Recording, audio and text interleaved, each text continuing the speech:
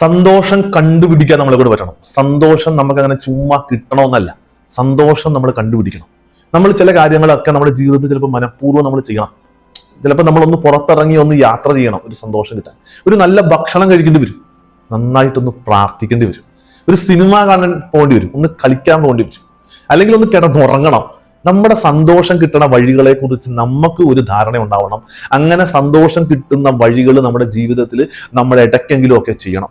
വചനത്തിൽ പറയുന്നു, സന്തുഷ്ട ഹൃദയം ആരോഗ്യദായകമാണ്, തളർന്ന മനസ്സ് ആരോഗ്യം കെടുത്തുന്നു. ചില ആളുകളൊക്കെ വന്ന് പറയാറുണ്ട്, അച്ഛാ ഒട്ടും സന്തോഷിക്കാൻ പറ്റണില്ല, ഒരു തരത്തിലും സന്തോഷിക്കാൻ പറ്റില്ല. നിങ്ങളുടെ സന്തോഷത്തെ കളയണത് എന്താണെന്നറിയാമോ? നിങ്ങളുടെ ചിന്തകളാണ്. ആ ചിന്തകളിൽ മാറ്റം ഉണ്ടാവണം. ചിലപ്പോൾ കാര്യങ്ങൾ എന്തെങ്കിലുമൊക്കെ പോയി ചെയ്താൽ, ഒരു വിനോദയാത്രയൊക്കെ പോയാലല്ല, ചില ചിന്തകളെ മനസ്സിൽ നിന്നും മാറ്റിയാലാണ് നമുക്ക് സന്തോഷം കിട്ടുന്നത്. ചില വ്യക്തികളെ ജീവിതത്തിൽ നിന്ന് ഒഴിവാക്കിയാലേ ചിലപ്പോൾ സന്തോഷം കിട്ടുള്ളൂ. ചില കാര്യങ്ങളെ നമ്മുടെ ജീവിതത്തിൽ നിന്ന് ഒഴിവാക്കിയാൽ സന്തോഷം കിട്ടും.